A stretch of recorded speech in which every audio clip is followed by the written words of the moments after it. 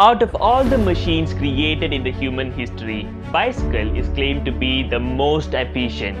It's indeed true, as very less energy is used up in moving and riding it. However simple the mechanics of a bicycle are, how it can move without falling down is actually a mystery.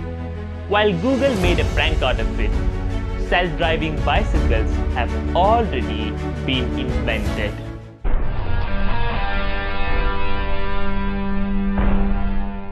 If I push the bicycle without a rider, it will move upright before it slows down to fall down to one of its sides. You see, in this case, the stability of its motion between the push and toppling is what we call the mystery at hand. What's a big deal anyways?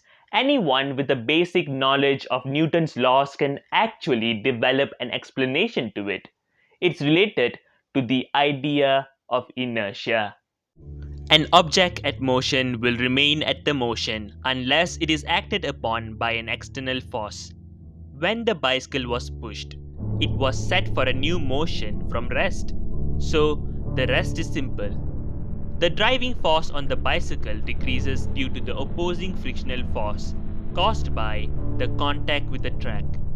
Since there is external force acting on the bicycle, the motion is changed as it slows down to fall on its side.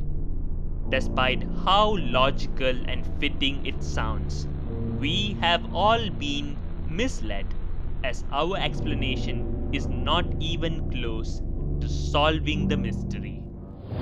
It makes sense why scientists claim that the mystery of the bicycles cannot be justified by a simple statement or idea.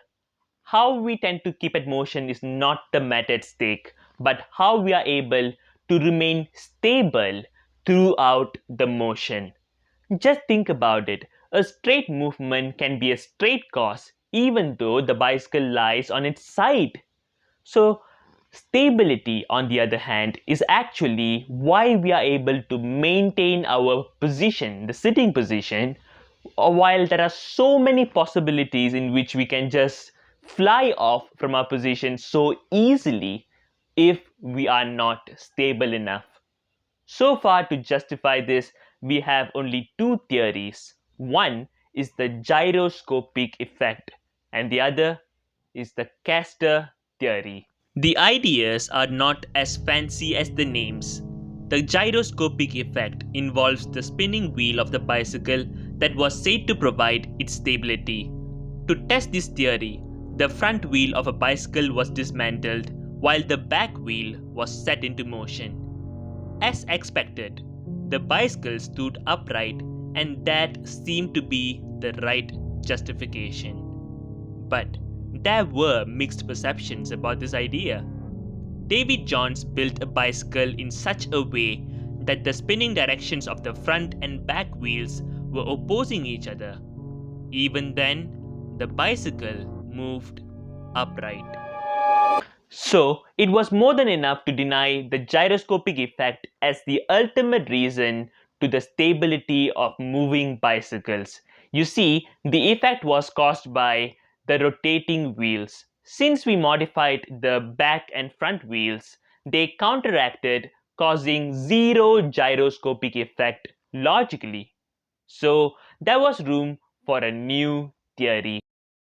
Before we could go any further, head on to our channel to find more interesting videos. Do not forget to subscribe to our channel and ring the notification bell so that you won't miss any of our videos. The caster theory suggested that the steering of the handlebar contributed to the bicycle's stable motion.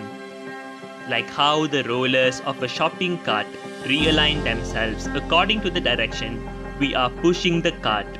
The way we place the front wheel using the handlebar may be the one helping us to balance our forces and remain at stable motion. Even though we may argue that there is no steering when we are riding in a straight motion, it is easily forgotten that we naturally turn the handlebars a little to the right or the left even when we are moving straight on a bicycle. It means that Even the smallest of the steering can induce a great difference in terms of stability. You see, still there are so many logical arguments recalling to the times when they managed to stay upright on a bicycle even when they were not steering. To this, I can say only one thing. Scientists are still working to find convincing reasons to how mysteriously the bicycle can maintain its own stability.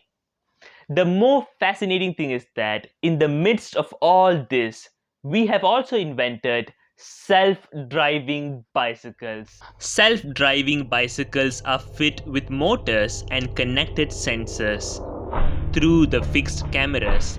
The riderless bicycle cannot just examine its way ahead and regulate its speed according to the condition of the route, but also takes commands from the owner through verbal instructions.